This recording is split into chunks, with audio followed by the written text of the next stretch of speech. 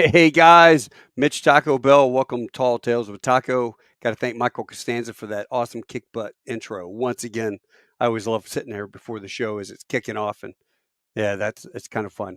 Listen, today I have an awesome show with a very old friend of mine, Bill Dunn. Burner has written a book called Gunfighters Rule, and he spent all of his time as a Cobra pilot in the Marine Corps, and he put together this book. And the first part of it, about this much of it, was sort of flight school, going through, as a young sergeant, becoming you go through OCS, do all this, and then the meat of it when he goes on a fact tour, and then when he goes and takes a squadron into Iraq, the same place I was. We were actually in the same place at the same time in 2005, 2006.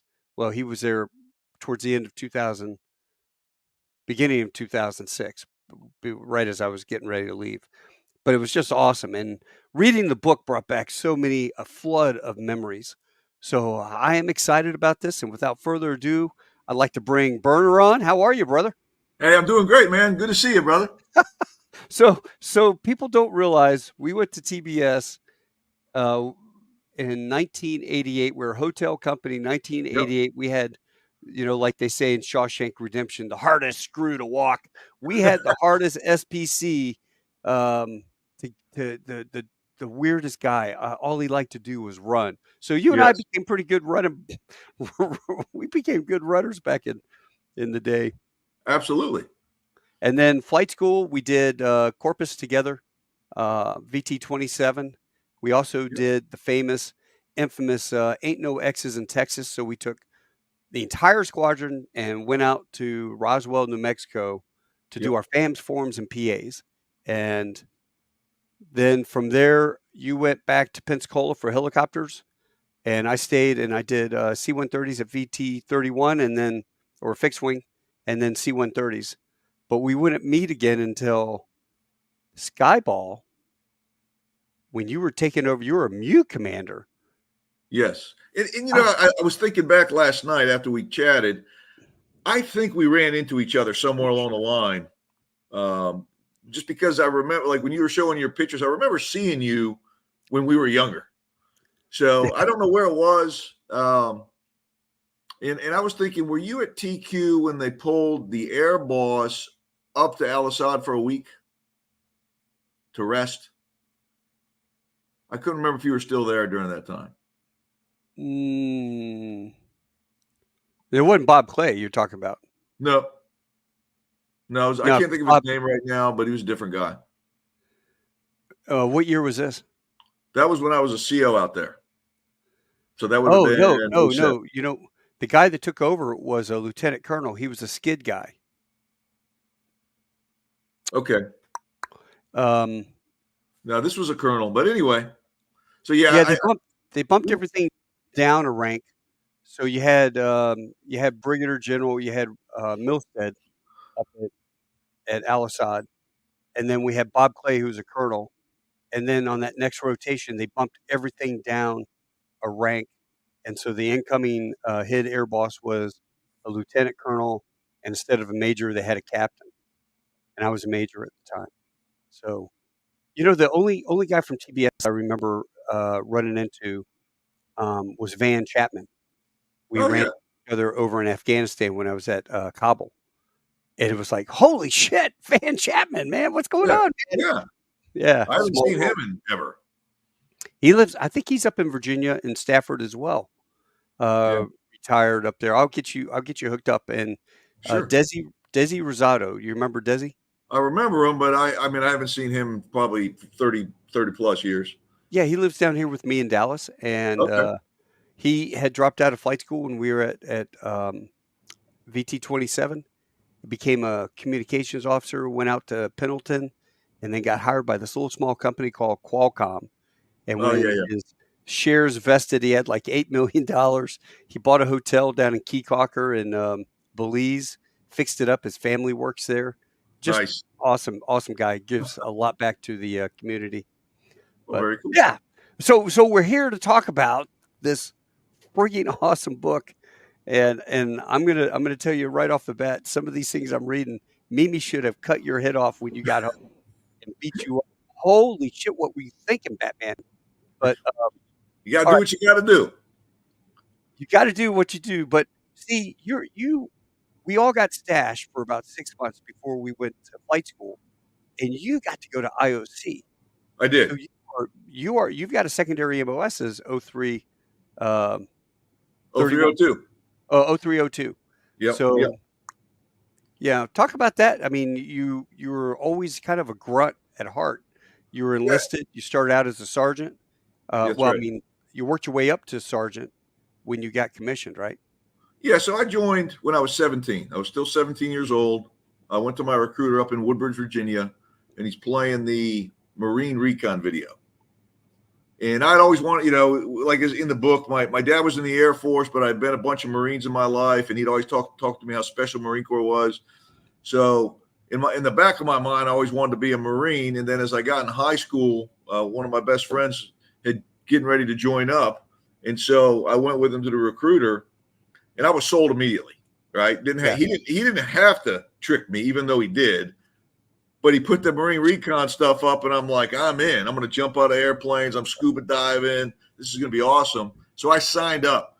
Other than I was still 17, so I had to get my mom to sign, which is a whole nother story. So I finished boot camp, and I'm supply, 3051.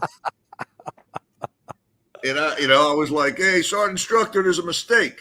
I'm 0351. He goes, no, 3051, supply. Your recruiter lied to you. And so my buddy got the same MOS. We come home, and I go see the gunny again. He's still up here. He's a career recruiter. And he's like, look, man, you're a Marine. Home of record is near the supply unit, which is an Air Force base, ironically. So, I lied. He said this. He goes, I lied to you. So what? Suck it up. And so I was like, what the heck? Crushed dreams. Crushed dreams. But, I loved it. I love being a Marine. And as every Marine that comes out of Parris Island or San Diego, once they leave, they're bulletproof, right? Yeah. 10-foot tall, bulletproof. You can do anything. You're the greatest. It's just a different level when somebody looks at you and you are a Marine. And so I loved it. Like I said, I was sold. I never thought I was going to not stay in for my life. Yeah. You know what I mean? I was like, this is it for me. I love it. So get there, get through, get up to TV, get ready for TBS, go through TBS. We had that wait. And when I was about, I guess we were a few months into TBS, I went to my SPC was Budak, and I went to him and I said, hey, sir, I want to go to IOC. He's like, what do you mean? You're going to flight school? And I said, yeah, but I go, in order to help the grunts, it's better I go to IOC so I know everything they're thinking. That was kind of my mindset. So he made me write a letter. So I write this long letter, and I send it in. He comes back one day, goes, hey, you're going to IOC. And then it ended up, they took like 20 of us. So I don't know that my letter would have mattered for me or not, right? I think in the end, they were going to take 20 or so aviators anyway.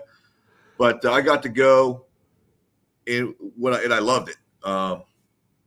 The difference to me between TBS and IOC was like, freshman football and varsity where, we were doing everything. We had all this air, all these weapons, all these, we used to make bombs, like it was cool. Yeah. So I loved it. And then I was ready. I had made the decision to drop my flight contract. I talked to Mimi and I said, I think I just want to be a grunt. And the IOC instructors are all motivated. They're all high intensity folks. And as I'm driving into the base on graduation day with my, basically to drop the flight contract, I thought about it and I said, I like flying. I'd done a little bit of Cessna flying. Let me go to flight school. And if I don't like it, I'll drop it because I've already got the. You always got that backup. I had the backup. And so that was my decision. And I would say for me, it turned out to be the best decision of my life. Because as soon as I started flying, I fell in love with it and never looked back. But I still always consider myself, part grunt. Yeah, you should have put your book title like The Flying Grunt or grunt flying or something like that. Actually, that's General Carey. Yeah, He someone has probably has that. Yeah, he has the flying grunt. But no, you should have incorporated something like that because let me pull up a. I've got a great shot of you when you were doing a fact tour, getting some, Yeah, and right there, folks, there's a picture of two Marines. It's Burner on the left. He's got the rifle up to his shoulder. He's old school Daniel Boone with the long rifle, no optics, and he's got his lieutenant right next to him in his chocolate chips. Holy crap! yeah, That is amazing. So, flight school, we all selected, and I loved how you were talking about it. You could have, I mean, I remember when we selected that week, it was like 15 of us, yeah. and the number one guy was Andy Dingy from Hotel. Oh yeah, I just The talked to number, Andy. did you, Yeah, Andy? I always see him on Facebook with his beautiful yeah, wife traveling around Europe doing some, yes. you know, awesome food show. But it was Andy, and I'm having a mind fart. He was Hilo guy. He was at TBS with us, and all he ever talked about was, "I'm going to be a Cobra guy, Cobra, Cobra, Cobra." So he put Hilo, Hilo, Hilo, actual Hilo, and I was number 3, and I put prop jet Hilo, and I got it. Now, had he put prop Hilo jets, I'd be a Hilo guy right now. Right, My that's right. personality, I'd probably big CH-53 guy or something. Um, Yep. but the process, they came in, they said it's based off of 3 things, folks. It's based off your grades, based off what the needs of the Marine Corps, and what you want. And Exactly. I remember the Marine liaison doing that to us and giving us the middle finger. And so there were a lot of guys that were, like everybody was like, "What's your grades? What's your grades?" And then you finally select, and you get what you get. But no matter what, it's flying, and the Yeah, flying that we do in the Corps is bar none the best because, as you said, like as an IOC graduate, you know what the infantry guys are going, but you and I also, we have friends that are down there that need us that we may have gone TBS or OCS with, and we know these yeah, guys, so we have a connection. And when they need air on station and rain hell and death on bad guys, and it's danger close, they trust having you. I would love having a buddy I know on the other end of that oh, for radio. sure. Yeah, sure. Okay, I'll come in for another run. Here we go. Watch out. It's going to be danger close. That's who I want, you, Yeah, brother. But and that's that. All we're agnostic when it comes to supporting anyone on the ground. Right? Doesn't matter whether you're a Marine, a soldier. It doesn't matter. We're gonna come in. We're coming in no matter what.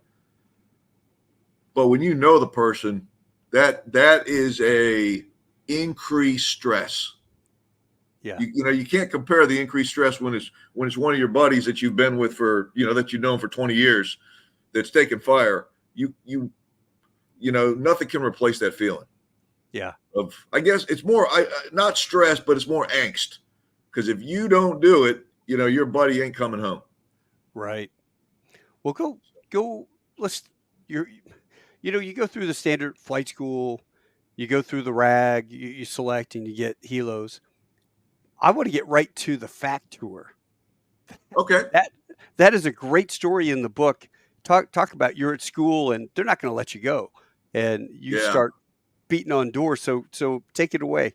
Talk about So that. so I'm in command of staff up at Quantico. And for the folks that read the book, you'll understand my point about the spies. You got a spy network because all of our buddies are all over the Marine Corps. They're all over the place. But one of them calls me up and he's like, "Hey, Burner, they're going to need some people to go to war. The war's coming." And then I had a buddy of mine, another Cobra pilot down at CENTCOM, and he calls me up one day and he says, "We are invading Iraq. It's happening. It's happening. So get back to the fleet if you want to go." I'm up in Quantico, and my old unit was Mag 26. I'd been there right before I came up to school. So I hop in my truck, old blue. I drive down, and I go see. I can't think of his name right now. The Mag CO, Uh-huh. and he tells me, great guy, 53 guy, just great American, just a superb officer. And he says, "Hey, Burner, we're not going." I'm like, "What do you mean you're not going, sir? You got all the assets." He goes, "Yeah, Mag 29's going." with Boomer. And I was like, oh, no. He Cobra guides you is all I'm thinking. So Boomer gets up to the wing. Now, I don't know if this is exactly how it happened, right? So don't hold me to it. Boomer gets up to the wing, convinces the wing CG that he should take all the assets from Mag 26 and deploy. And that's what he does. So I think about that, and I know all the guys over there, and I'm like, that ship is completely full. So I go back up to Quantico, and I start finding another way. Well, that pissed off big time the deputy director of command and staff. So I get my ass chewed for sneaking out of school. And I'm like, charged come on. day of leave, right? Come on. Yeah, he made me take a day of leave. So I walk into the one, and the one guy, it was another Marine, he's like, we ain't charging you leave. And so I'm like, oh, okay. So I walk back out, and the colonel goes, did they charge you leave? I said, no, sir. He goes, get your ass back in there. You're taking leave. So I walk back in and go, you have to take leave. You've got to. And they're like, you try to go to war? I'm not. I said, just take a day of leave. I don't care. So they pop off the leave. Next thing you know, I get a billet. They call me up and they said, we got you a billet. I said, I'll take it. Well, it wasn't going to Iraq. Kind of like we were talking about earlier. They were going to send me to Qatar. I was like, oh, man, I screwed that up. So I call out there and I'm talking to the guy in Qatar, and they go, well, what's your background? And I said, well, I'm a Cobra pilot. And they go, look, dude, we don't want a Cobra pilot. He goes, if you're a Cobra pilot and you're current, go fly or go do something else. But we don't want to, they didn't want to bring, in essence, a young officer. I was not really young. I was a major. But they didn't want to bring a junior officer over to Qatar who could who's young enough to go back to the fleet and do stuff. So I said, okay. So I dodged that bullet, which I would have been happy to go. And then my spy called me up and he said, hey, are you a current FAC? And I said, well, I'm not current, but I am a FAC. And he goes, you're going to Iraq. We need FACs. And so we're at command and staff. We start gathering up all the facts, and I think every single forward air controller at command and staff got pulled out. There was about 20 of us, and maybe another 20 officers. So what they do? Just put all the school on hold and cut you orders? They didn't put the school on hold. They kept going with everybody else, and I don't know the exact number. I know there was 20 facts. I think there were probably a total of 35, 40 people that got pulled out, and then I get sent to Camp Pendleton a week early. So they go, get on a plane, Burner. You're going to Pendleton and go set up training for all the facts because none of us were current. I mean, there may have been a few guys that had just left, but most of what we were all majors and lieutenant colonel selects coming up. But most of the guys had been facts as captains, right? So we all had to go through retraining. So I fly out to Pendleton. I set up the range, and on the first control, I got a week later, all of us are there, all 20 of us are there. The first control, they shoot a marking round and catches the range on fire. So they close the range down. So for those that don't know, to be a current fact for combat, you have to do 6 controls, right? 6 controls to become recurrent. So each guy got up and 6 times talked to an actual airplane and said, continue cold, cleared cold. That's 1. Continue cold, cleared cold. And the jets would fly over, do a fake pass. And in about an hour, I certified all 20 of us, to include myself, to go to combat and call in air for real. And that's all we did because there was no other way. But we all brought our little log books and we all checked it off, and I signed everybody off, and we were good to go. God, that's amazing. So then from there, where'd you go? So then the list of lieutenant colonels comes out. So there were, I think 7 of us were up for it. 6 of us got it. So 6 of us went to Iraq as forward air controllers as lieutenant colonel selects.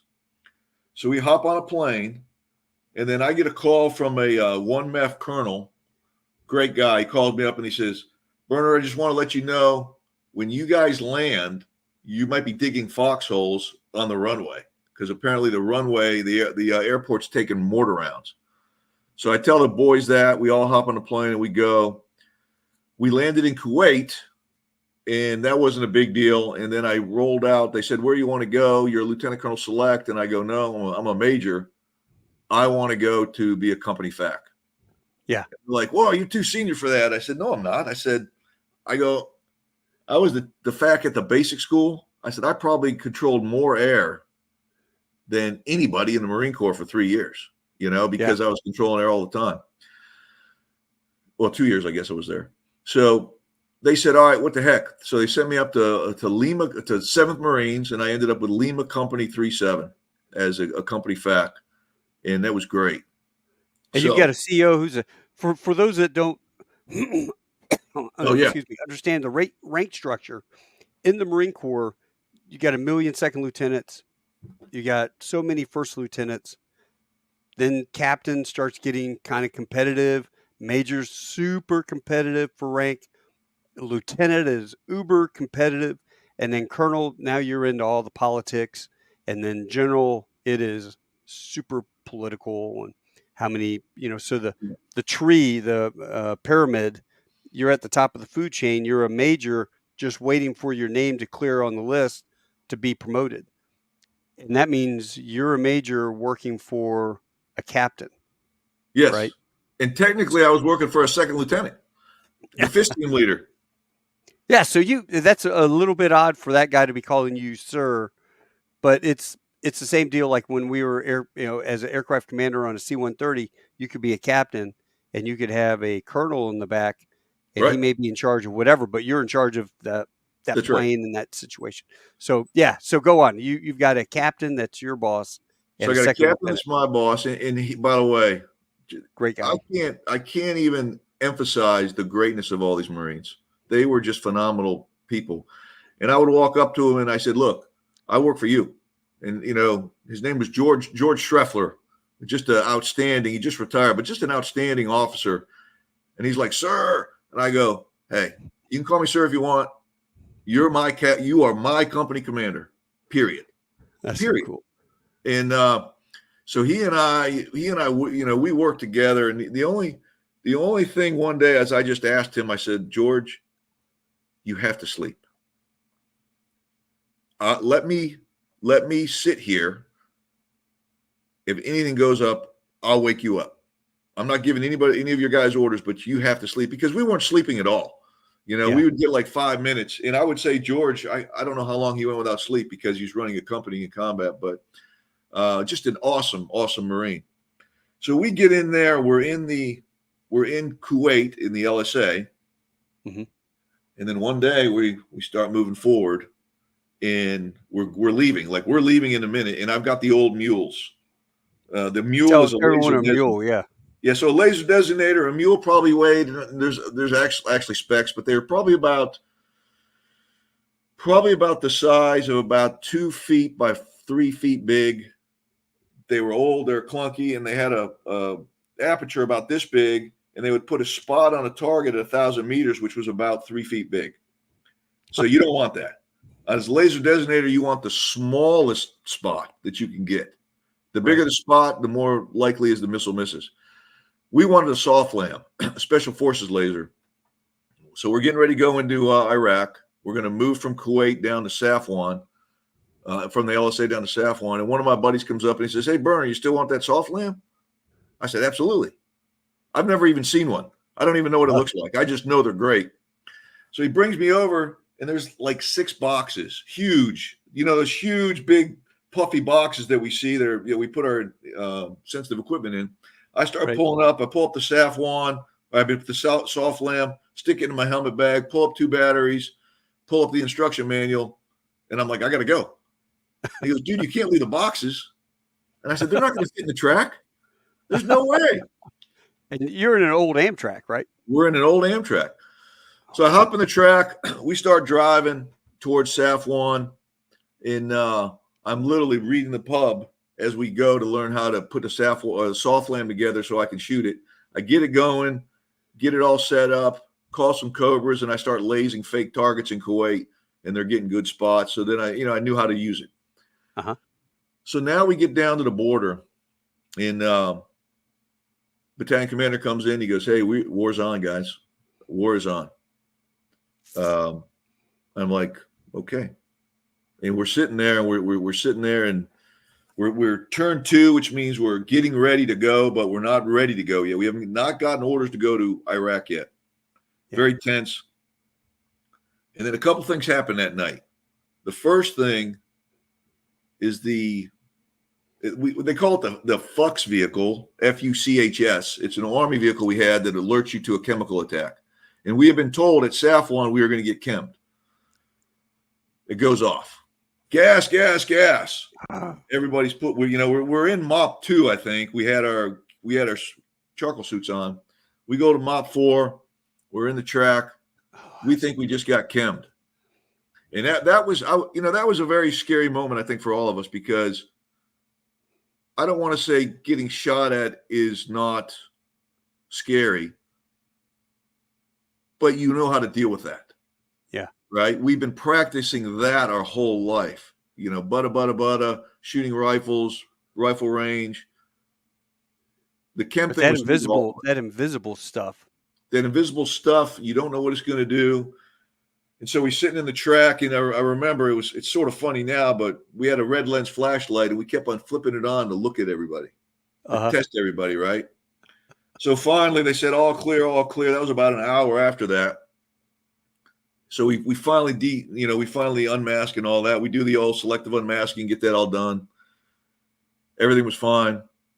And then the battalion commander calls all the officers in, and I remember he looks at his Marine captain and Captain Bannon. He goes, there are 67 Iraqi tanks on their way. It's been verified. He goes, Captain, attack those tanks. And that captain, he goes, yes, sir. So he takes 4 tanks to go attack 63 or 67, whatever the number was. It was over 60. And we were literally like, holy crap. Game on. Game on. So I'm listening on the radio. This is everything that you've ever trained for. This is everything that you've ever trained for. Everything. Yeah. And so I'm like, man, this is real. And so within minutes, though, Captain Bannon's dead. That was the report we got. Yeah. What happened? A Marine Cobra just shot him. Holy shit. Man, it was terrible, right? It was just, think of every emotion. We're just like, holy shit. And I heard this on the radio, right? So I'm like, oh my God. Well, thank God the fact that was with the tanks gets on guard. Guard is a radio frequency that everybody listens to, at least someone in the flight, and yells, stop, stop, stop. They had fired another missile that missed, and so they hit Bannon's tank. They used the wrong Hellfire. They did not use it. So there's Hellfires come in many versions. We had a new anti-personnel Hellfire, which is basically a giant hand grenade. They fired that one at the tank instead of the Kilo, which would go through the tank and suck everybody out and liquefy them. That's what a Hellfire does. Good. It puts a little tiny hole in the tank, puts a little tiny hole coming out the tank, and everything inside is liquefied. Well, they shot a blast frag Hellfire. So think of a 2.75-inch rocket with a high explosive. It hit and blew up. It hurt the guys a little bit. Destroyed when I say destroyed the tank, it was inoperative. Yeah. So we don't know that yet. We don't know he's not dead. We think he's dead. Yeah. So one of the guys brought back then you didn't have General Order Number 1. So we had a bottle of whiskey that we were going to drink at the end of the war. We decided to break that out in our track, and we do a toast to Bannon. And then there's a knock at the door. We open our track, and he looks at me and he goes, sir, your fucking Cobras couldn't even kill me. And I just give him a big bear hug, right? I'm like, screw you, man. You're alive. I couldn't believe it. So we came in. He takes a sip of whiskey, and then, next thing you know, the battalion commander goes, take the FIST team down to Safwan. Go fight. So we get down there that night. What's the FIST team stand for? Oh, Fire Support Team. Okay. So we had a artillery foe, a mortar guy. We had our FIST team leader and me. And so we go down there, and there had been the heavy guns platoon was down there with the lieutenant, and that guy had been down on the border of Safwan fighting for a while. And he had the look, we call it seeing the elephant. He had the look already. He had been in fight. He was dirty. I'm like, man, are you okay? He goes, yes, sir. Very stoic. So we get through that night, not much going on, but there was a huge tower. Think of a range tower. Mm-hmm. So I'm like, man, I got to get up in there. So I get up in the tower. The next morning, there's Marines there. Not our Marines. There were some F Marines, and there was a sniper that was on a higher platform than me. Battalion commander gets there. Our battalion commander gets there, Mike Belcher, and he says, Burner, put precision fires on the town. So I'm like, okay. That was my first actual controlling aircraft in combat right there. So I get up, and the FAC or the sniper could see better than me, right? Mm-hmm. So I'm in there. I got the soft lamb. I've got my radio operator. I got some Cobras coming in. And he's like, sir, to see the brown building? I said, got it. He goes, a squad of Iraqis just went in there. So I'm like, and next thing you know, boom. He goes, 3 or 4 of them ran out to the next building. Boom. And my Cobras, man, they were just hammering these guys, right? Yeah. And so I don't even know how many Hellfires we fired that day. I don't know if it was 100, but a lot. I had 4 divisions, and I ran division after a division is 4 Cobras. I ran division after division for several hours. One of the West Coast divisions, Rocky Goodell was flying, and I got his aircraft unfortunately so shot up. But I was told that the 4 airplanes that they were in would never flew again after that fight, because they were just coming in with Hellfires. Then they come in when the Hellfires were gone. They come in with guns and rockets. And what was happening is they'd come in and whack a bunch of bad guys, and as they pulled off target, bad guys would run out from other places and shoot them in the rear. Yeah. So they're getting torn up. But not one time did one of those Cobra pilots ever say, hey, Burner, we're getting shot up here. They did not hesitate to go into that fight over and over and over again. So what I had them do one time is break up. I said, break your division up into 2 sections. Do 30 seconds apart. Sneaky. Sure enough, the section comes in, whacks some dudes. As they're pulling off target, the other guys are coming in. Bad guys run out, and they get smoke checked. So it was amazing. It was amazing. Talk about from the perspective of a guy in the Cobra. If you're coming in as the second section, I mean, how high are you off the ground? 800 feet? No, 500 feet? These guys were probably flying 300 or 400 feet. Okay, so you're 300 or 400 feet. You're moving at 130 knots, maybe, right? How is it slaved? The cannon, is it slaved to his helmet, or you got a joystick? Who's the gunner, and how is he fighting? The way I think they were fighting on this day, I would suspect, is they had the guy in the front seat using HSS. So wherever he turns his head, the gun moves. Yeah. Okay. That, to me, if you're in a close fight like that, that's how I used it. When I was in Iraq, I used HSS when I was in a close fight. And does it have a pipper on your helmet? Right on your eye. But you don't even need that. Just wherever your right eye looks. Yeah. You don't need the pipper. Most of us don't fly with it because the gun is good enough, and it's an area weapon. Wherever your right eye's looking, you shoot. So if I look at a guy on the ground, I pull the trigger, it's going to send, 30, 40, 20 millimeter rounds right into him. Wow. So these guys would come in, they'd shoot their rockets. Probably, I'm assuming they would use HHS as the gun pulls off. And then the second section is flying right behind them. And as soon as these guys come up, they're already pulling the trigger. And so that day, I can't tell you how long that day lasted. But I one of the things I put in the book, which is pretty cool, BK McCrary. I don't know if you know him. No. So Brian McCrary crawls over. He's in this tower with me. I never met him before. He crawls over. He goes, hey, man, what's up? He goes, hey, I'm a Cobra pilot. You need some help? I said, are you a FAC? He goes, yeah. I said, I definitely need your help, brother. So I was lazing. He was using the radio operator sitting next to him. And he would repeat my calls, right? Because he was not technically current. And so I'd say, continue, cleared hot. He'd go, cleared hot. and then we'd shoot. And we did that, just a long time. Well, actually, you should have been able to sign him off for I actual should have, yes. controlling. Oh, yeah. I mean, shit.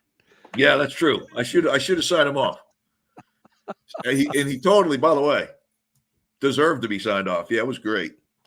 So we did a lot of killing there, right? And the sniper was wild too, is the sniper would shoot. And when he would shoot, he's shooting, 7.62 basically. Pow! You could feel it. Yeah. And he was dropping guys left and right. And it was interesting. I could hear the small arms coming over us, right? Just like the rifle range. But you could tell they were inaccurate. So I was not, I don't think any of us were that worried because we were far away. We had the distance on them. Yeah. I don't think we were so worried about getting hit with a rifle. I was worried they're going to bring in mortars. Because, you get dumb luck with a mortar on top of that tower and you could kill us all. So how high were you? I don't know. It looked like a normal range tower. I was probably 30, 40, 100? 50 feet in the air. Oh, okay. Yeah, not giant. So we do this for a while, and then all of a sudden the battalion commander goes, "Get in the track. We're going in." So we're like, holy shit. Now we're going into Iraq. So far I've been in Safwan, right? I'm still technically in Kuwait. So we go, and I can see the M1, by the way, the M1 sitting there in no man's land, blown up, right, from the Cobra the night before. Right. Right. So we go running down, we get in our track, and we're going in. And so me and the FIST team leader set up. He called in a mortar strike to clear our path. So we have 81s coming in.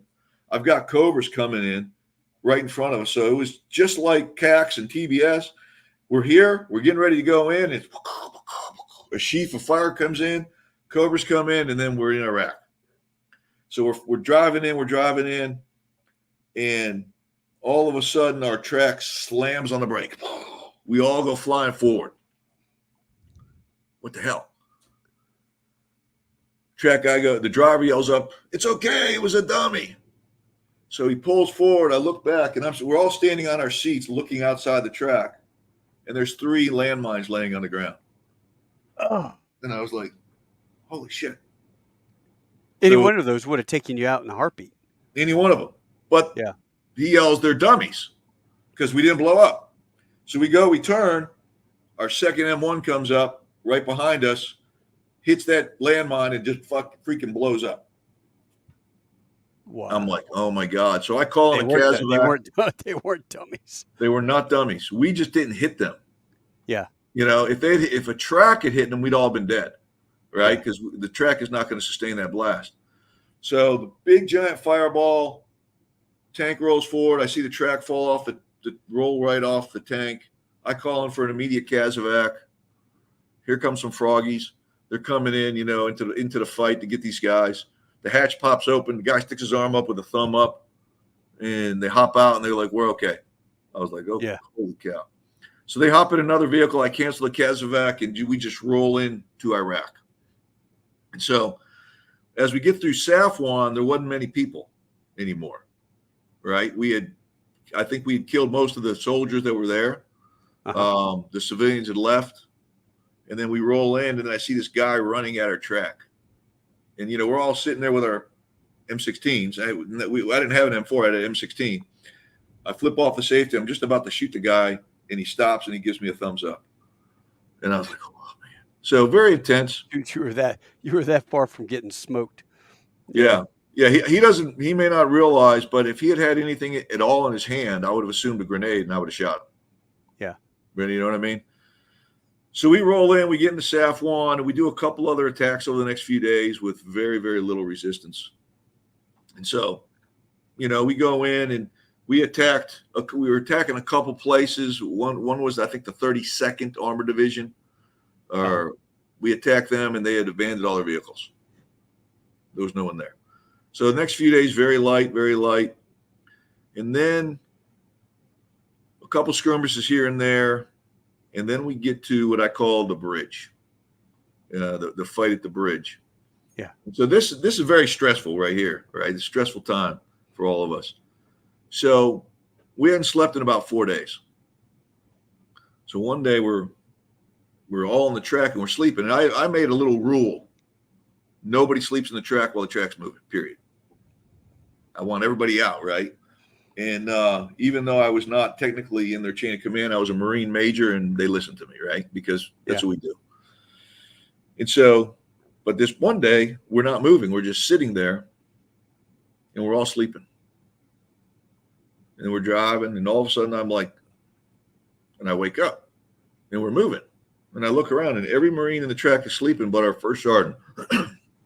First sergeant standing up on the right side of the track. I'm like, what the heck's going on? So I hop up on the left side, and we're driving, and there's only 2 tracks, and I have no idea what's going on. I'm still asleep, right? So I look around, and I yell to the first sergeant. I'm like, what are we doing? And I go, I'll stand on this side. Next thing you know, he yells, God damn it, and starts shooting. And then RPGs start raining in on top of us. Oh, crap. What it turned out we were doing is the captain had taken 2 tracks, was doing the leader's recon because everything was quiet, right? And we rolled right into an ambush. Wow. So we're in the ambush. We got RPGs coming in at us, and then a machine gun opens up on us from top of a building. And so what I do is I see the flashes. You know, when a machine gun's shooting, you see the flashes. So what I do is I just aim right into the flash, and I start popping off rounds, and then the fire abruptly stops. So I'm very positive I killed that machine gunner. Yeah. And in the meantime, everybody in the track's now getting up. Everybody's fighting, and what we're trying to do is just break contact. And so I don't know how many RPGs they shot at us. They missed us, every one, thank goodness. We spun the tracks around, and we got out of there. And man, that was intense. Yeah, first combat. Like close combat. That was the first close combat. You know, I'd fight. You know, up until then, I think I'd fired my rifle in Iraq a few times, right? Mm-hmm. But that was the first time I had really, shot at. I had fired some suppressive fire before, but I hadn't really shot at a human yet until that day. So then we go back, and we're sitting behind this wall. So the company, our company, is aligned behind this wall. The wall is probably. It's in the photo, yeah. Yeah, that photo. Yeah, so that's a wall, and this is a Humvee we're sitting on, right? So this is a big wall. And so what happens next is interesting, because there was a staff sergeant and this lieutenant, Tom O'Neill was the lieutenant FIS team leader, just an outstanding American. So we see this guy walking across the bridge. He's in civilian clothes, and he's got a Iraqi helmet in his hand. And I've got a Viper, which is a small laser rangefinder, basically. It's about the size of a pair of binoculars. Mm-hmm. So I laze the bridge. The bridge is 230 meters away. So me and the staff sergeant are talking, and we're talking about being in our first actual Iraqi engagement that, we had been in just a little while ago. And then we look up, and this guy's wearing a blue shirt, and I'm watching him, and he walks up, and he leans on the edge. He just puts his hands on the edge of the bridge and is looking at us. And we're literally talking, legally, we could shoot him because he's got an Iraqi helmet. And we're like, well, he's not a threat. Yeah. None of us want to hurt anybody, right? Should be hurt. So we're like, he's no PID, no weapon. You can't. No PID, no weapon. So what? If I saw an Iraqi helmet, I'd have picked it up, right? Yeah. Well, then the guy bends down, pulls up an RPG, and launches it right at us, man. And it blew up right in front of that wall. So we get showered. I immediately engaged him, and he went down pretty quick. And so that was intense. And next thing you know, we've got RPGs flying at us. Now we're back into another firefight. We got 50 cals going into and under the bridge. It's pretty intense. What's it sound like? What's the sound of RPGs as they're coming at you? It just a particular whistle or no? I didn't recall any whistle. There's so much noise going on, right? Yeah. So I don't recall any whistle. It's just a loud explosion. Do you have You know? softies in or anything to No, try to oh help? no, no, no, no, no. We had none of that. So we're engaging, they're engaging, and then this truck comes in, flips over, guys hop out of the truck, they're shooting at us, and then one of the Marines launches a small at 230 meters and blows up the truck, which was amazing. And then this is when the white shirt guy comes out. So this guy comes running out, and we had been shooting and shooting all day. And so I had one magazine at the time left of ammo, which was all tracers. And what facts always do, although in reality, after practice, I don't think it would be very effective, we'd always carry one magazine full of tracers, just tracers. And that way, if, things are bad and you're at nighttime and you're being overrun, you just shoot at the enemy, and then theoretically the airplanes can see those tracers and know where they're going and get everybody. So I grabbed that last magazine that I have, stick it in, and I start shooting this guy with a white shirt, and these tracers are going right through his body, and he won't die. So it was intense. And then it went from just feeling bad that he was suffering, Mm-hmm. I couldn't kill this guy. So that was very, very traumatic event. Eventually he died, he succumbed to his wounds, but it was intense.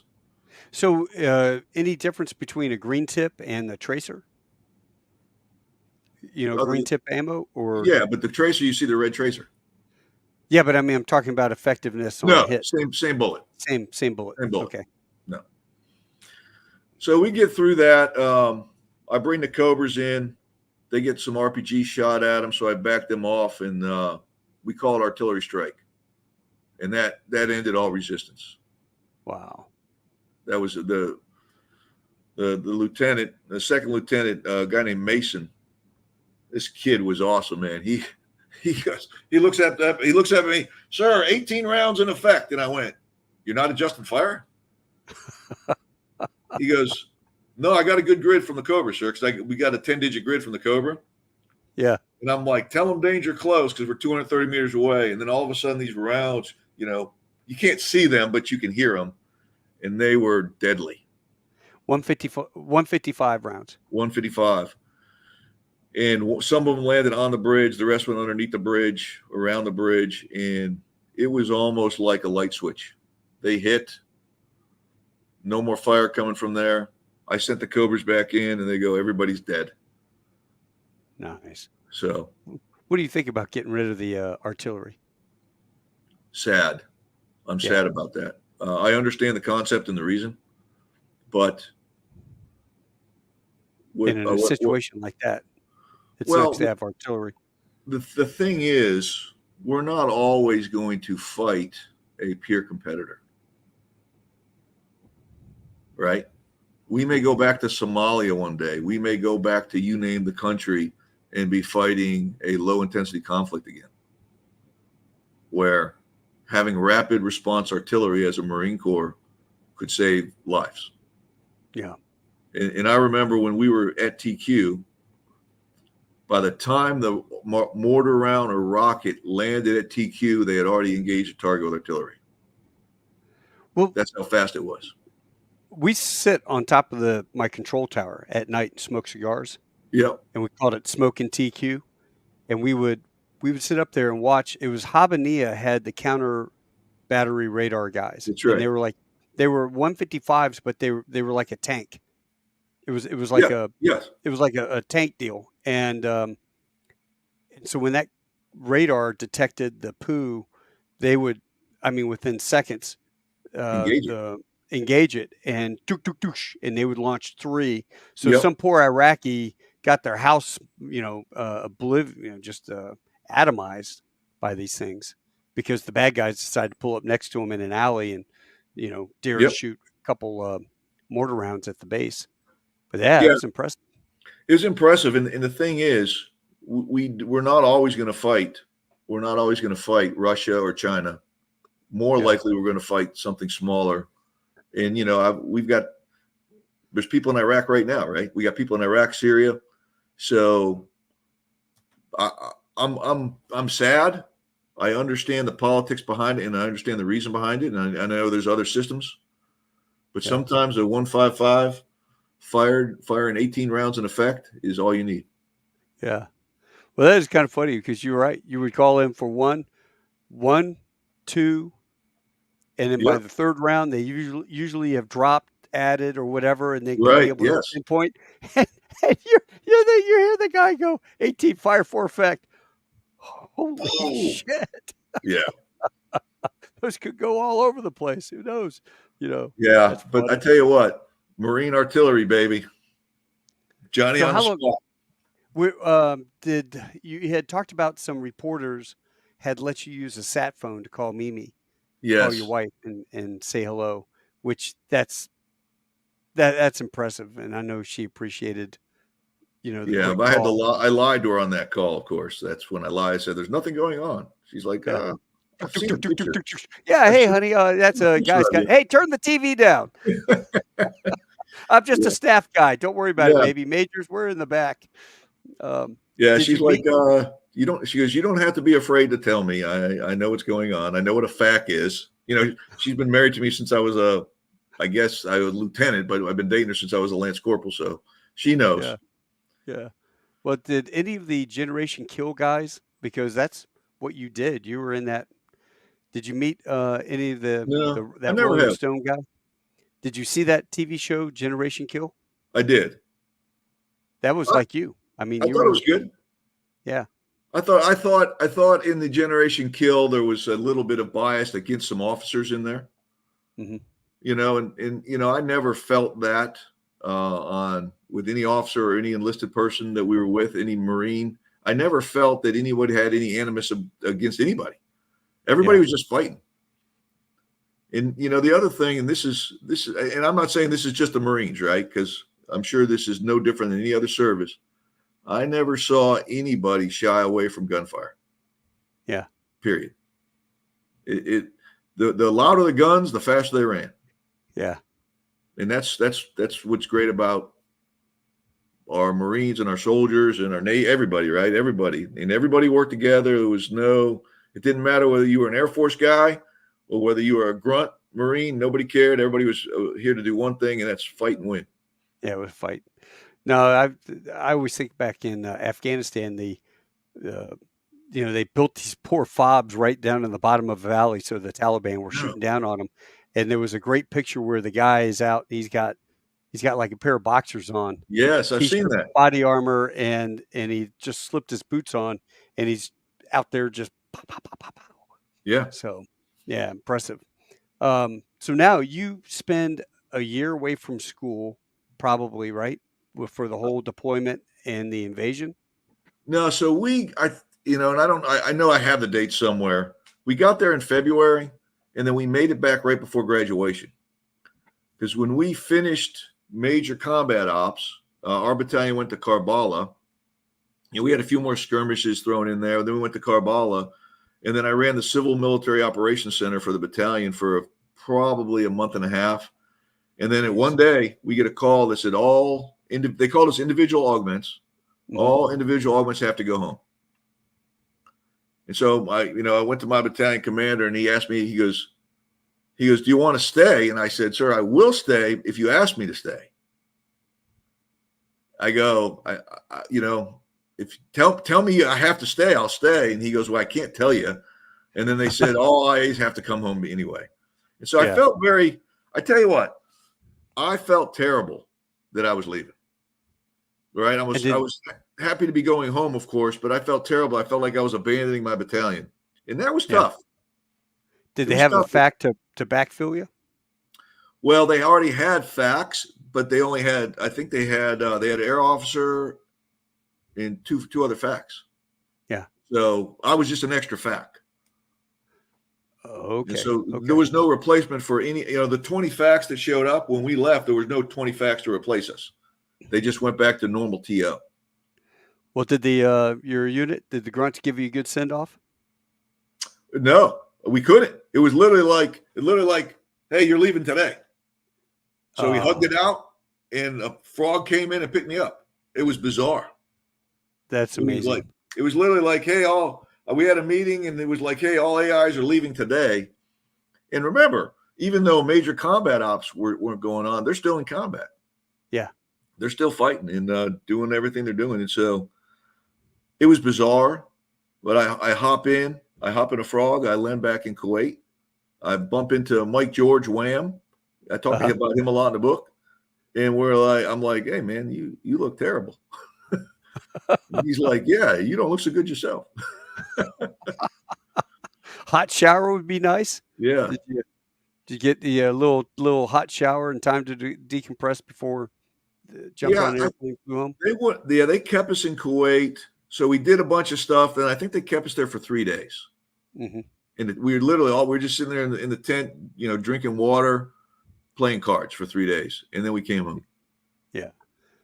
Yeah, that whole idea, decompress. I mean, they did it in World War II very well. You're sitting on a ship riding back for a month with all your buddies, so you could that's work right. all the issues out. The 3 days, I think, exasperated and pissed people off.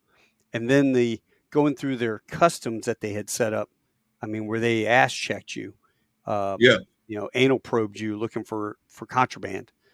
That was annoying as hell. I just remember being frustrated I just want to go home. And you're keeping me here in the heat, 140 degrees, and it just sucks. And that was miserable to me. I didn't enjoy that at all.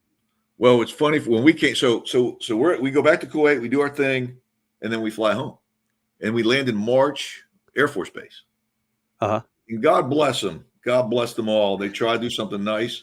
So we get out. We're only going to be there till we get off the plane and get on the bus. And they decide they're going to put these giant water cannons out, right? Yeah. So these giant fire trucks. So we're walking off the plane, and they're trying to make this a rainbow or something, and they're pelting us with freezing water. As we come off the plane, California is 80 degrees. We are all used to 120, 140. So we're freezing. Yeah. We're freezing. We're walking down the stairs. We're getting pelted with frozen water. And we're like, I thought they liked us,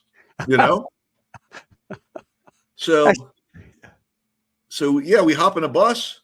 I drive back to Pendleton. I've still got my pistol. I'm literally got all my magazines, I didn't have my rifle because the rifle was from the battalion. And so I get back and I'm like, they're like, all right. So I'm like, what do you mean? All right. So Mimi's there to pick me up with some of her family. And I'm like, I got to turn my pistol in. And there's a gunny. He goes, sir, I guess just take it to the armory. Because, I didn't have a unit. Because I was you're IA. Yeah, I was an IA. So Mimi drives me to the armory, and I walk in and I hand him my pistol. I got all these magazines, and they're like, "We don't want those." He goes, "You can have them." So I came home with I don't even know how many 9mm magazines I got to keep because they didn't. I guess they're expendable. They didn't. They have no way to account for them. So I come back from that, and then I'm home just like that. We stay in California for a day or two, and then fly back to Quantico and go back to school for a couple of days. And did they graduate you from? They did. The course? They did. They let us all graduate.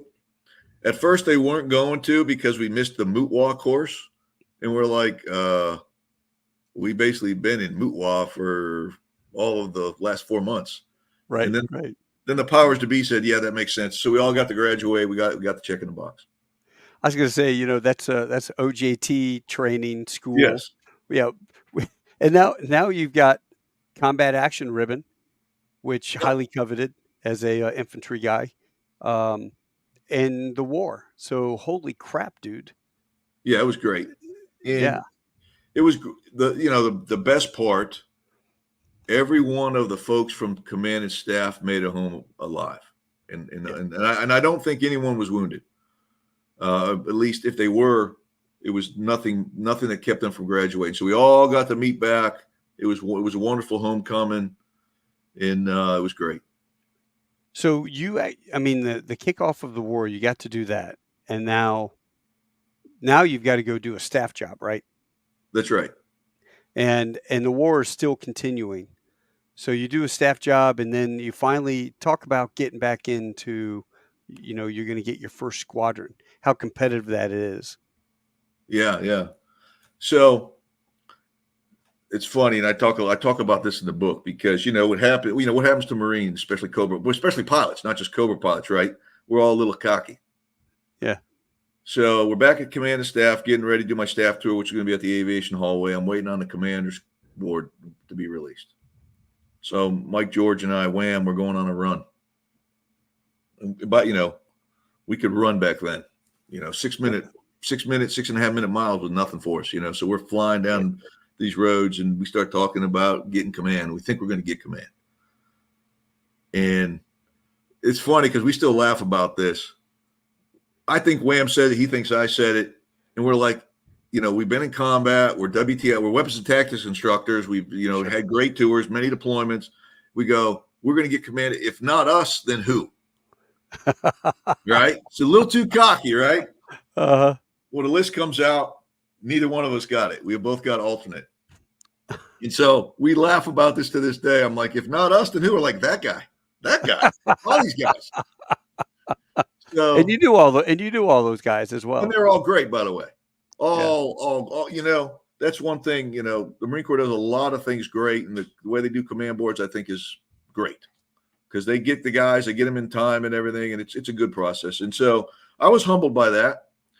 But the next year, I get told right away from a bunch of folks, just wait a year, you're getting command next year.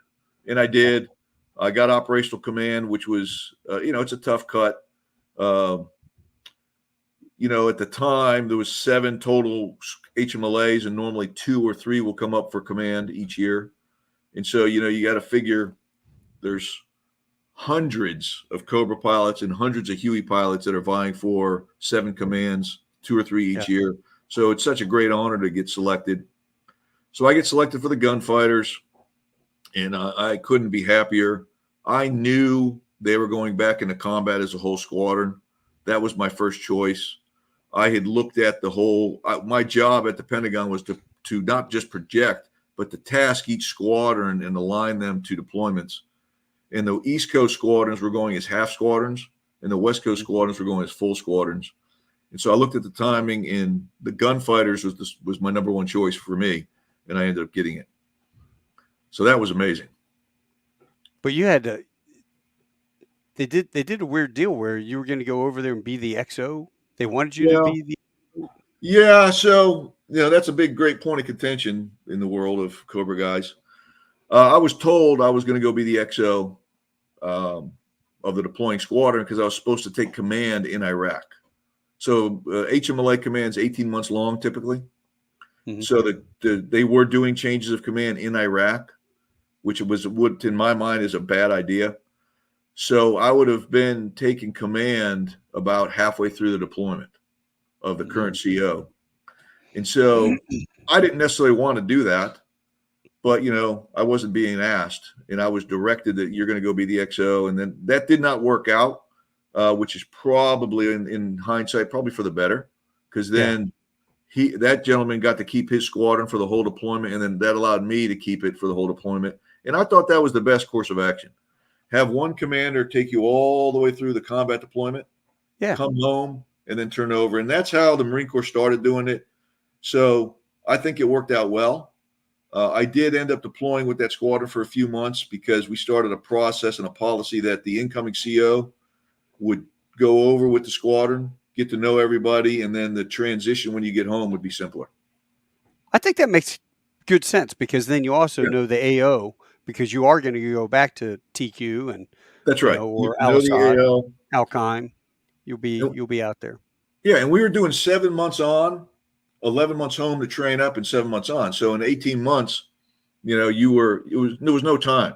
There was no time to think. It was like boom, boom, boom. So I got to go back, and it was great. I can't remember if it was the Gunfighters. They had a PFC that Lance Corporal decided he didn't want to go back, and so he smoked dope right before they deployed, and they'd done the piss test, and he was positive. I'm trying to remember what unit this was, and the CO goes, "Oh, you're not getting off that easy." And no, I'm not kicking you out of the Marine Corps. You're going to CNC in Iraq. Yeah, and they shipped his happy ass over there, and he was the sergeant major's bitch boy. And so the sergeant major every morning would go out to a field, and he'd go, "Start digging here." and the kid would start digging a hole, 6x6 Yeah. hole, and then he would go dig another hole. Next day was another hole, and then he would take the dirt, Yeah. fill up sandbags, and go fill up the hole. That's all the kid did was dig holes. So when you're walking by to go to the chow hall, you'd see this kid out there in the field, digging holes, and it reminded me of Indiana Jones when the desert scene where you see all the dirt flying. Yeah. Yeah. They're digging up the hidden place, but he ended up finding these steps. He was digging. He goes clunk. He was like, "What the hell is that?"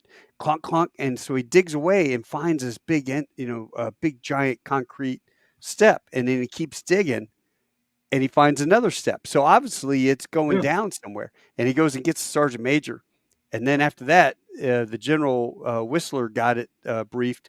Hey, we may have found the hidden bunker at TQ that has all the weapons of mass Yeah. destruction. And so this kid, all of a sudden, now he's got a purpose, and he's digging, digging, digging. And I mean, we're talking straight down, like maybe 40 steps, 50 steps down to get into the entrance of this bunker. And then he got it all cleared away. And people would detour and they'd walk through the Yeah. field to go see how he was doing. And, hey, you want some water? Now he's got like a sense of purpose, Yeah. and Yeah. everybody is talking to him. And, he's no longer the pariah that tried to get out of the deployment. But he gets down to the bottom, clears it all out. EOD comes, and they check the door, and they're looking for booby traps and all that. And they open the door, and it's kind of like the big letdown from Geraldo in the safe. Yeah. Yeah. They open it up. It's a giant ass bunker, and it's got old broken ass desk and some maps on the wall. But for whatever reason, the Iraqis had covered it up, and they turned it in. I think somebody turned it into a coffee place. Go Oh, nice. downstairs, Nice. Yeah. Yeah. but I can't remember what unit that was. I But didn't, it'll come to no, me. that wasn't us. I don't think. No, it'll come to me at like 2 a.m. But that was pretty damn funny. Yeah, you're Yeah. not getting out of going to Iraq. You're going to Iraq. You're going to CNC in Iraq, and that's what would we call that? Corrective custody, Corrective custody. where we used to be able to take Marines and go to the brig at Lejeune, and they would literally go out in this freezing ass cold, and they would break big rocks into little rocks, and they would move Yep. sandbags full of dirt and rocks from one end of the compound to the other and dig holes and fill them up. And oh yeah, And I understand we have that. We have that no more. I don't think we have that anymore. that was I think CNC. I saw some great attitude changes from I did some of the too. Marines we had that went to CNC. I Yeah, think we had a I couple think they that would look went. back and say that. Yeah, I don't think we have anymore. I'm not positive. I heard it went away, but maybe it didn't. But I'm always for giving a Marine a second chance, maybe a third chance, right? Yeah. Depending on what they did. But we don't go to war with choir boys. No, you know what? We hire Marines to fight and kill, but you and I saw it. The pendulum started swinging back in the late '80s, Yeah, where we were at the Hawk drinking, and now by the time I got to the squadron, we would have a squadron. I was the S5. We'd have a squadron party, and I'd go buy like 4 kegs of beer, 300 people, 4 kegs of beer. I'm figuring it out in my head. Okay, yeah, 2 yeah. beers each and all that. And I would go back with 3 full kegs and a half drank keg. Right. It was the most miserable deal to go to a squadron party because nobody wanted to be the guy that was drinking and have the CO yell at you or something. Yeah, DUIs were a big deal. big deal. And it's the culture has changed so much from when you and I started out at the Hawk. Yeah. We when I was a TBS instructor, I'd go get beer with my lieutenants, and we'd sit around a campfire and talk tactics. I don't know if they do that anymore, but I hope they do. And as long as you're doing it with moderation and being smart and not driving, drink away. Yeah. Yeah. A little bonding action as well. Yeah. Now we also talked about Milstead stood up. Actually, he didn't stand up. There was a PowerPoint, and there was a Marine special ops guy. He got a Silver Star. He had come back off a hot mission. He and his XO, they had some booze in the hooch, and they were celebrating that they were alive, I guess. And then he went to the head and he got into an altercation with one of the medics, Yep. one of the docs there, and the doc, it, I think it was an altercation, and it was out of the bag at that point. You know, people were involved, and so this guy got sent home for drinking, and God, that was an eye opener. He said, if they can send home a door kicking Silver Star recipient, none of you guys are immune. Don't do it. You know, Yeah. there's no place for it. But as a Cobra guy, I can tell you this: he used to do the best of. Did you ever go up to any of the meetings at Al Assad when Boomer was up there? No, he was gone before I got back as a squadron CO. Oh man, Boomer Boomer would have the guys, the intel guys, put together HUD tapes, so the squadrons would put their best shots and they would Oh send them yeah, to yeah, Boomer. So every morning, Boomer would go highlight one of the squadrons. And so let me tell you about these guys. And he throws the thing up. And there was one where it was a road. They were out in the desert, and there was a road with like 3 houses. And they've got this one guy who's running from house to house to house. And they do a gun run on him. He'd run from that house to the next one. huh. And they just could not kill this guy. And Boomer's laughing his ass off, going, "You guys suck. Come on, Yeah, get this guy." And he's yelling at the tape.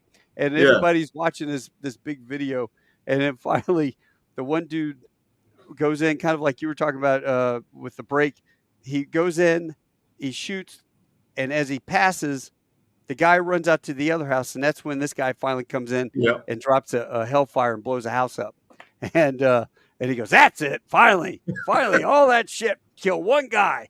But you know what? Damn it, we'll get him. If he's bad, we're getting him." You know. yeah. Well, one of our guys I was flying with him. I was in the front seat, and he put a rocket right in between 2 guys. You haven't got to that part yet, but he puts a No. rocket right in between 2 guys, and they go down. And I was like, "Way to go!" And then they get back up and run into a house.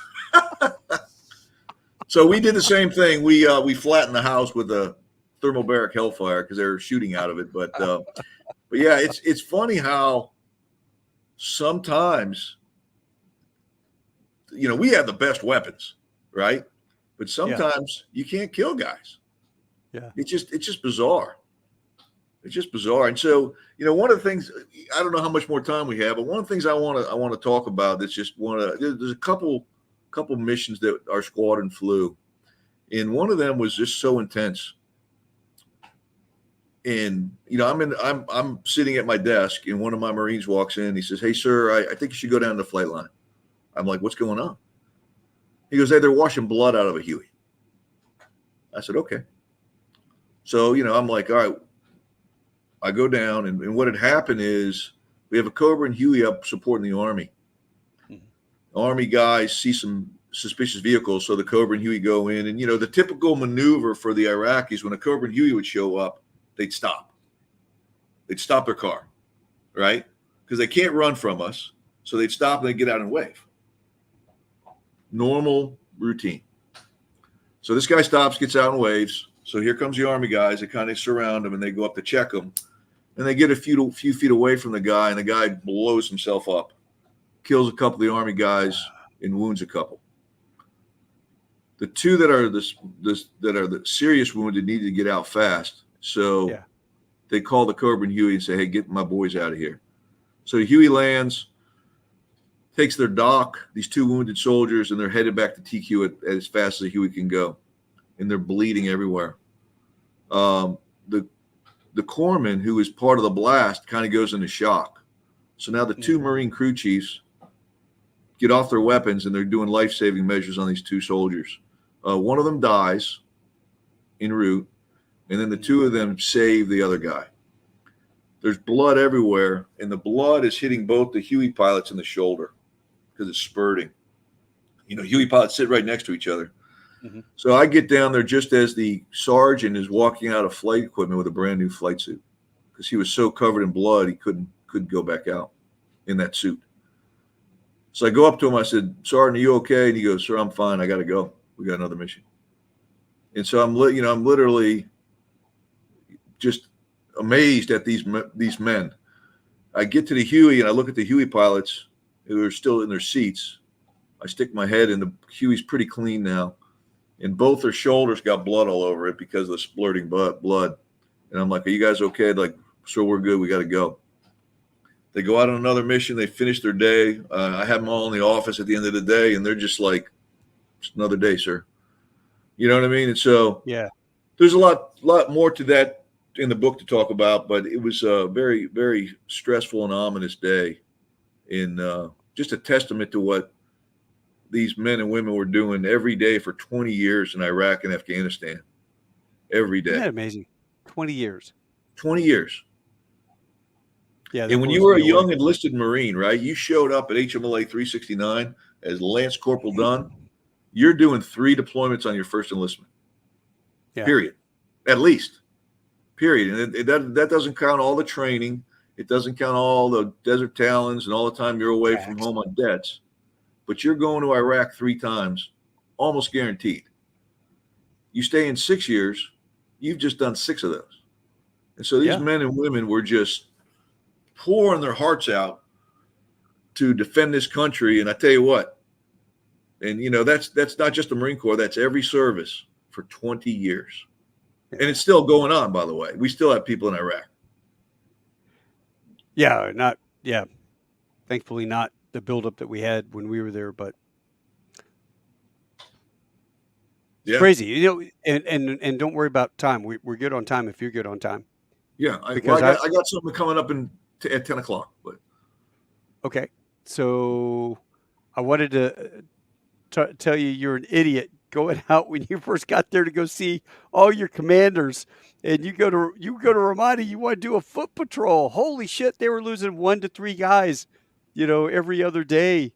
IEDs and stuff. You brave bastard. But hey, if I always look at it this way: if it's good enough for Lance Corporal Jones, it's good enough for Burner. Yeah, right? Yeah. But I bet the MAG CO wasn't happy about that. I never told him that. And so what I did is, one of my good friends and just a freaking amazing leader, a guy named Craig Kaczynski. It's funny, when I put the book out, he sent me a text on LinkedIn and said, "Did you talk about our incursion into Ramadi?" And I said, "Yes, I did."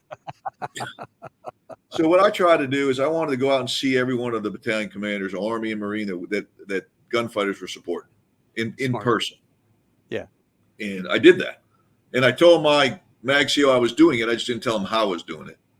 Yeah. And so I made my rounds, and then Craig asked me if I'd go on a foot patrol with him in Ramadi. And I'm like, I'm not going to say no. You know, when a Marine brother says, "You're going to come with me," I'm not going to say, "Well, it's dangerous in Ramadi." I said, right. Absolutely. And I said to him, I said, "Yeah, I'm all in." He goes, I'll bring all your gear. And I said, "I got a pistol." He goes, "You should bring your rifle too." He goes, "Bring your rifle. You might need it." I said, "Okay." So I gear up, and I didn't tell anyone where I was going except my sergeant major and my XO and my OPSO. And they're like, "Sir, you've lost your mind." I said, "I got to." I said, "There's no way." There's no way I'm going to say no to Craig, period. There's no way. So I go, it's not me being cool or brave. It's just another Marine wants me to go see what his Marines are seeing. And we're going to be supporting them. So off I go. So I get out there, and I tell you what, it was eye-opening. We went to a building that had been shot with a Marine Hellfire.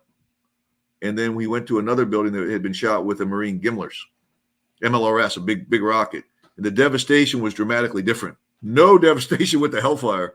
The Gimlers destroyed the building. He goes, "This is the difference, because they'll bring these in. They're just as accurate as a Hellfire, but there's nothing left.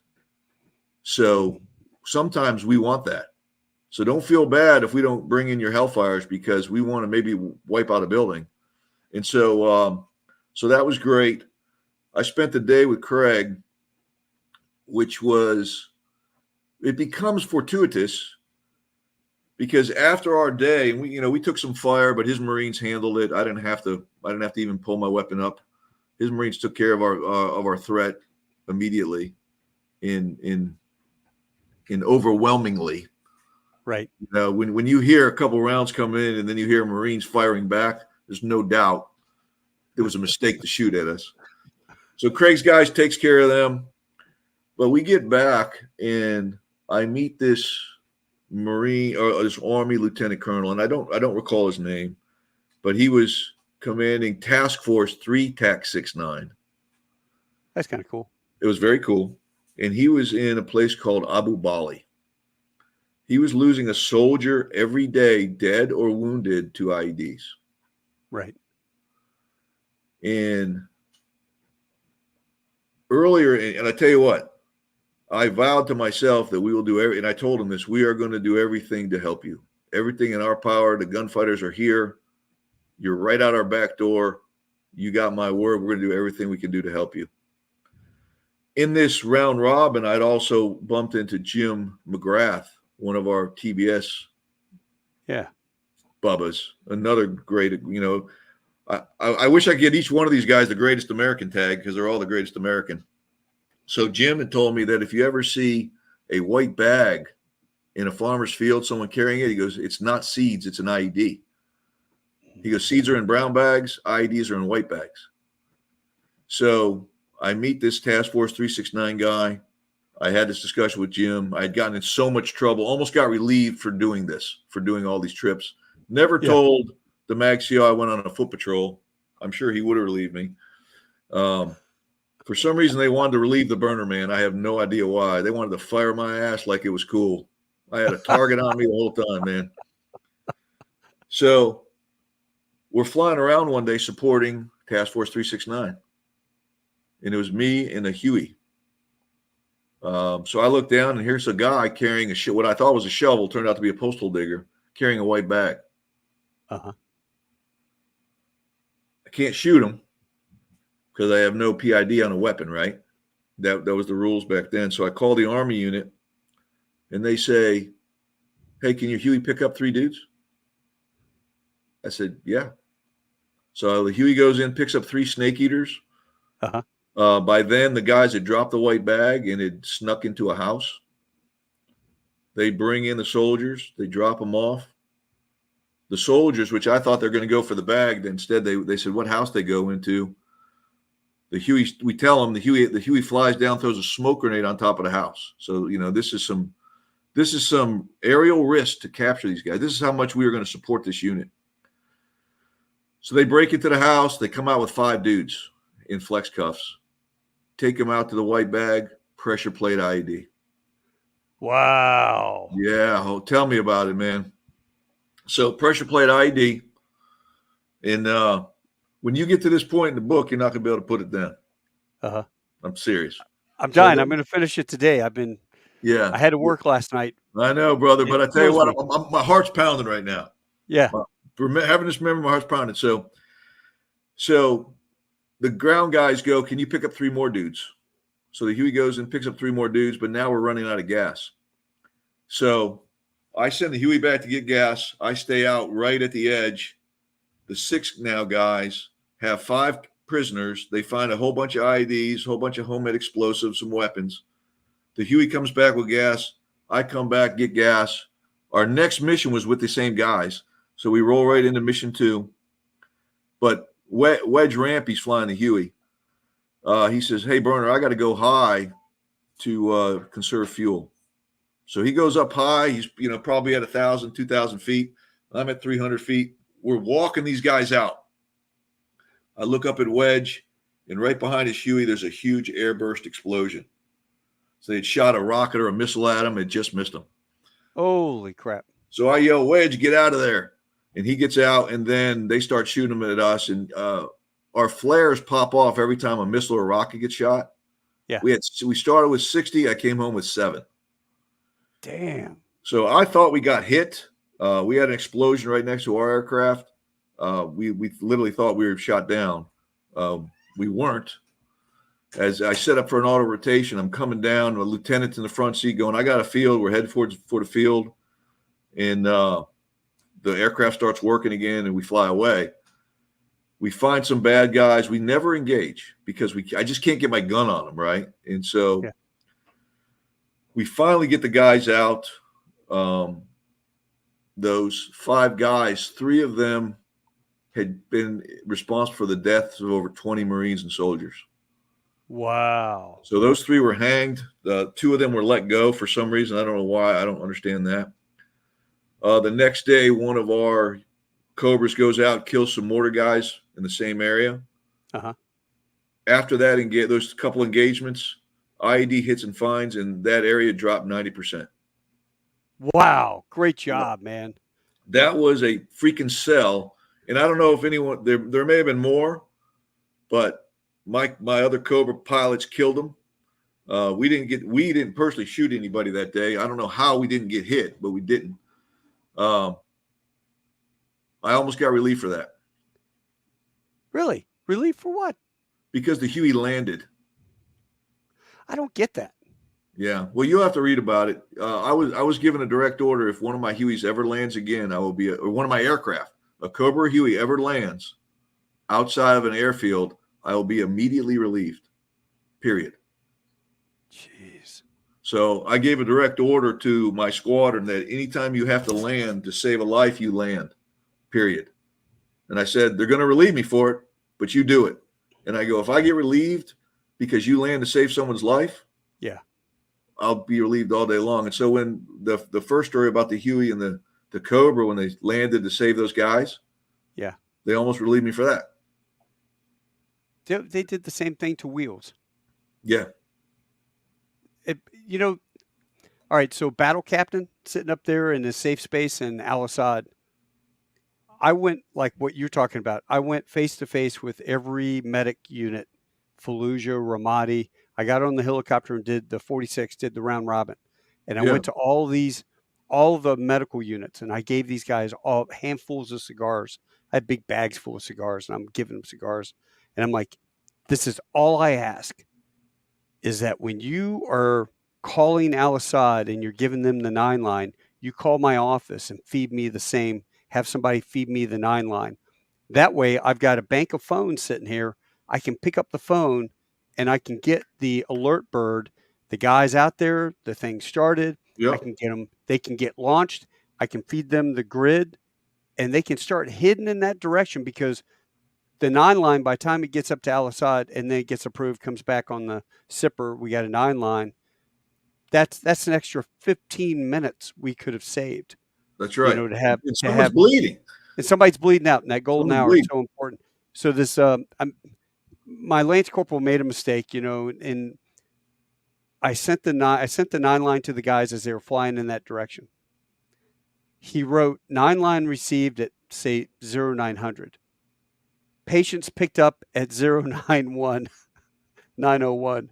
Patients returned to TQ 094 04. Yeah. And the guy goes, I looked at a map. There was no way that the helicopters took off and got over 15 miles away and picked these guys up and then made it back in 2 minutes. And I'm like, well, maybe they had a tailwind, sir. And he's like, are you fucking launching helicopters without my authorization? Yes. I'm like, no, sir. When you officially send me the 9 line, that is when it is authorized. He goes, no, are you launching helicopters without my authorization? And I'm like, sir, can I ask you something? What? I said, when is the last time you guys denied a 9 line? Right. Never. And I go, sir, if that was your son laying in the gutter in the street, would you want that helicopter and those guys to get spun up and hit in that direction to cut down on that golden hour so that we can get them back in time and get them over to our surgeons?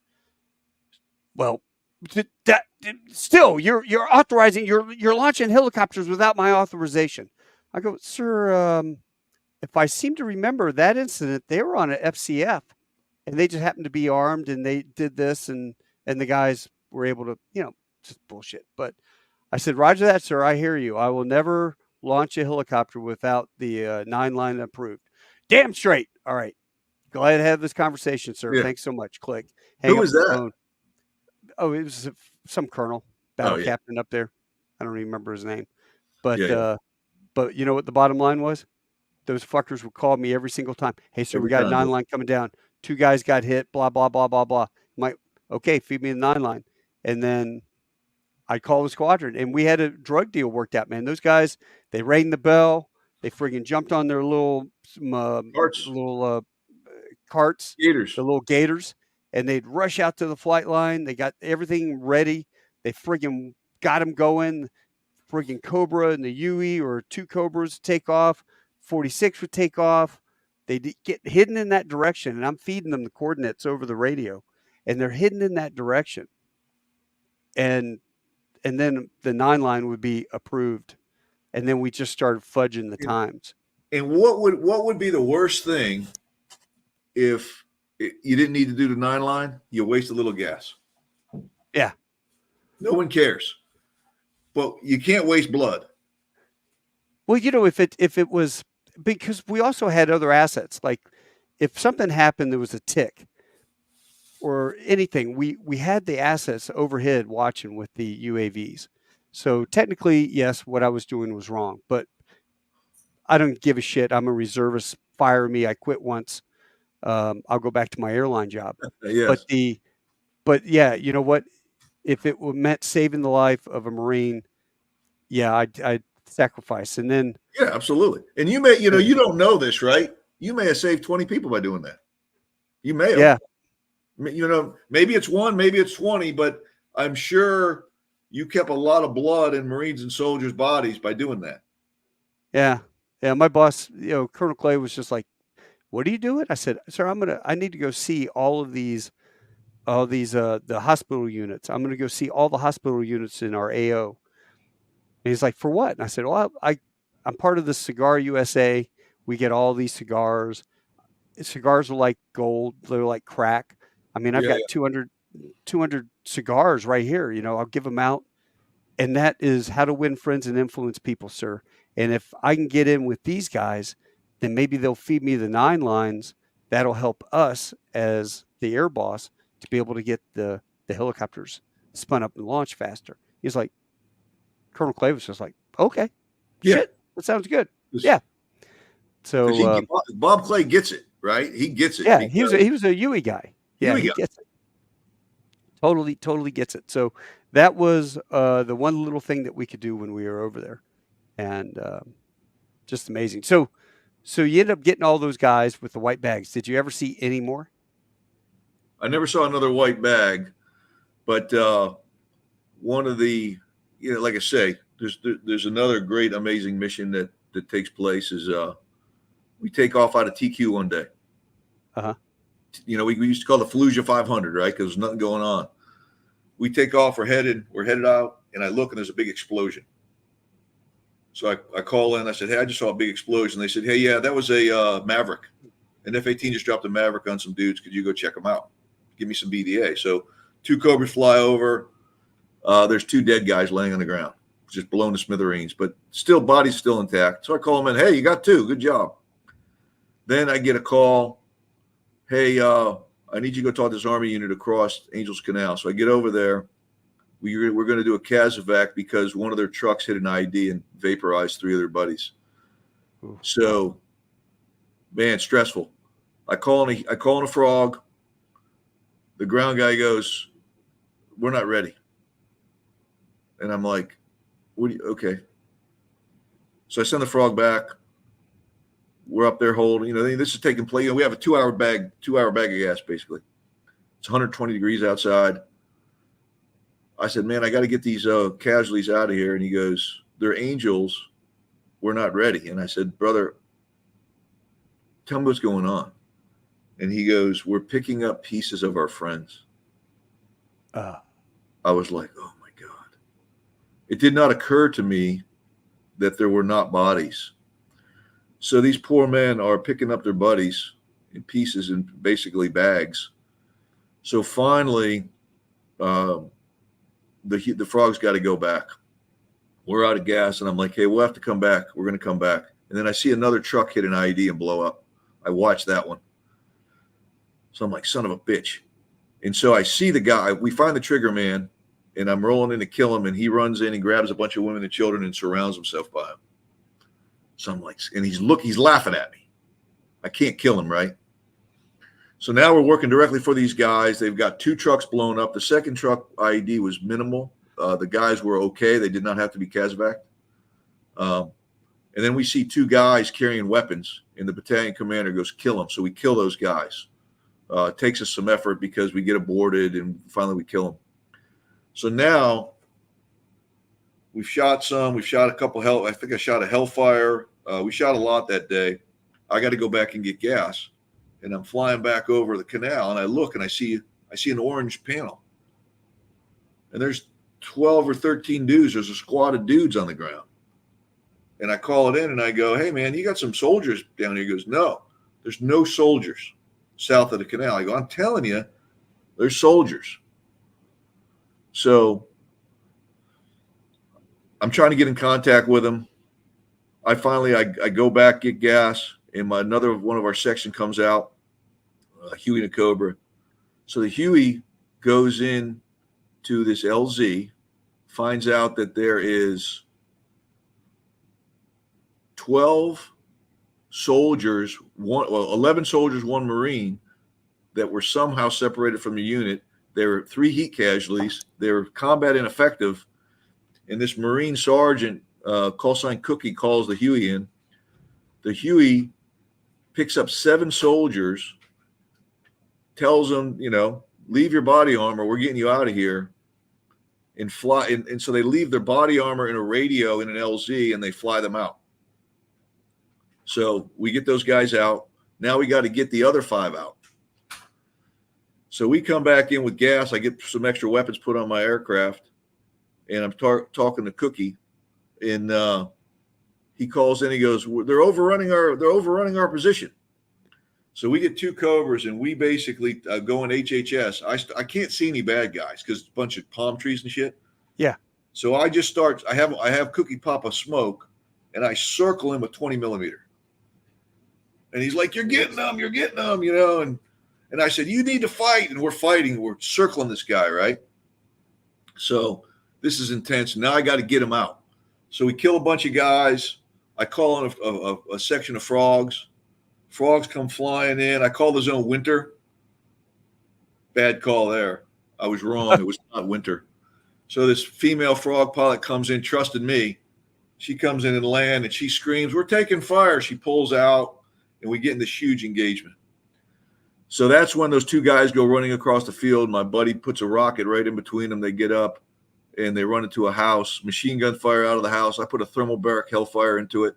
The house just collapses. They're all dead. We do a bunch of shooting. We get the zone, actually winter. Frogs come in, pick up Cookie and his guys, take them home. We find out they left all their sets of helmets and flaks in the LZ, which was fine. I didn't care about that. But then we find out they left the radio in there. And they didn't zeroize it. So I get a call from MEF that says, "Hey, take that Huey." So now my Huey and Cobra section joined us. So now there's 4 of us, 1 Huey, 3 Cobras. And he goes, "I need you to go pick up the radio." I'm like, "No way. I refuse this mission." I go, "This is the squadron commander. I am not sending a Huey into this LZ. It's a hot LZ." They're like, "This is a direct order from 1 MEF. I said, "I refuse that." I go, "I've been given an order that if any of my aircraft land, I'll be relieved." And he goes, "We supersede that order." And I'm like, fuck you. Right? So I call back, and I talk to my division, and I said, "Okay." I called back and I said, "Listen, if you give me some ground troops that I can put in, well, the ground troops can get the radio." Yeah. So we go back, pick up some soldiers that we've been supporting all day, land back in this big LZ, and the soldiers are so weakened from heat, they can't pick up a flak jacket. Wow. They were almost, well, they weren't almost, they were casualties already, but that's the only guys they had, right? Everybody else was fighting. So picture this scene, right? Here's an LZ that looks like a pizza. Uh-huh. So I've got Goose, Gosden in his Huey in an LZ. You got 3 soldiers who can't pick up a flak jacket anymore because they're just dying. Literally, I don't even know how they survived this. So Goose sends his crew chief and his co-pilot out to help. So now Goose is in the aircraft with his left door gunner. You got 3 Cobras flying overhead, 3 soldiers that are on guard, and a gunny digging through trying to get the radio. Oh, Jesus. And then about a squad of Iraqis try to overrun the LZ. So there's a huge firefight. Guys are getting whacked out left and right. I can't shoot because I can't see anybody. Yeah. I got Goose going, Burner, shoot, shoot. And I'm like, Goose, I can't see the fire. Where are they shooting from? And so Goose he can't shoot. His door gunner leaves, takes his gun. He's fighting. So Goose is in a Huey all by himself. And under heavy machine gun fire, and all he's doing is picking up the Huey a foot at a time and going, boop, boop, trying to get out of line of fire, screaming for me to shoot. I feel helpless. And I say, Goose, where is the fire coming from? He goes, 12 o'clock from me, all the buildings. So imagine 3 Cobras now online. And we engage. Within seconds, we got 5 buildings burning. We're doing gun run after gun run, and we are just tearing these people up. I'm using HHS, just walking it back and forth. These guys are, and I said, I don't care about the flags. Just get the radio, get the hell out of there. They can't because they're in fighting, right? These guys are in close combat. The gunny's fighting. The captain didn't bring his weapon. He's crawling. We're, gun. This is just intense. I have a guy come out. I do a gun run, and as I'm pulling off, a guy walks out Rambo style, shooting a belted machine gun at me. Like, kill that motherfucker. So my wingman smokes him. I put all that language out of the book. Someone told me I can't swear in the book. So, oh, dude. So I'm like, Goose, get out of there. And he goes, I don't have everybody, Burner, or I would leave. And I'm like, shit. So we're flying in, and now my section's Winchester. We got no ammo left. Finally, Goose is ready to lift. We come flying in. So I'm flying in my section. We're just popping off flares manually to make them think we're shooting. Dash 3 shooting. Goose takes off. We fly back. We drop off the 3 soldiers, drop off the radio. And then Goose goes, hey, I want some payback. I said, okay. And I had 2 toes left. That's all I had was 2 tow missiles. So I call the ground guys and I say, look, we want to keep attacking this target. There's a bunch of brand new vehicles. I think you have a cell in here. You want us to take the vehicles out? He goes, absolutely. Destroy every vehicle around these buildings so we can trap these guys. So we came in. We did an L attack. We smoked all these trucks. I put a beautiful tow into a brand new, looked like an F-250, blew that smithereens. And we pounded these guys. So it was great. We killed a bunch of dudes. We got everybody out. Amazing. Not one bullet hole in any of the aircraft. Really? Not one. Oh, man, you make my hands all sweaty sitting here listening to the story. Dude, this is not one bullet hole in one of my Marines or one of the soldiers. Not one bullet hole in one of them. We literally were like flying back. We had no gas. We got to land with 300 pounds. I landed with less than 90. We had no gas because we were fighting, right? Yeah. I'm getting stressed out thinking about it, brother. So the young captain out there doing the low crawl, does he get the combat action ribbon? How about shit? He just needed to get shot in the ass. So you're gonna not like what I'm about to tell you now. So I put in that Huey crew in for a Distinguished Flying Cross. Oh wow! Right? Yeah, they deserved it. That guy had flown. By the way, he also killed RPG guys later in the day. But that crew had been in so much combat that day. They had rescued 7 original soldiers in an underpowered Huey. How they even were able to take off in that weather with that aircraft and 7 dudes is unbelievable. The crew killed so many guys. I put them in for a DFC. Got denied because they landed. I get a call, and I'm not going to say the guy's name. I disguise it in the book, but I call him up and I'm like, "Are you kidding me? He's my new mag CO." And he goes, "Burner, you didn't have to land." And I'm like, What do "So you mean? that's all I'm How going are to you going to say. get the radio? How am I going to get the radio, brother?" And Meth told me to land. In these guys, the part of the reason was that they had a policy that squadron commanders could not get an air medal, a flying air medal. You could get points, and so they said that I can't give my section an air medal or a DFC because I would have to get some sort of medal too. And I said, I don't need a medal. I'm a CO. I write the medals. I don't need one. My award is that nobody got hurt. Yeah. So I tried to fight it. I went back and I talked to the wing CG. I showed him the write-up. He goes, "This is definitely DFC." Yeah. And he goes, he called me into his office one day and he goes, "Hey, I talked to the mag CO and I trust him and I love him." And he said no. I said, "Okay."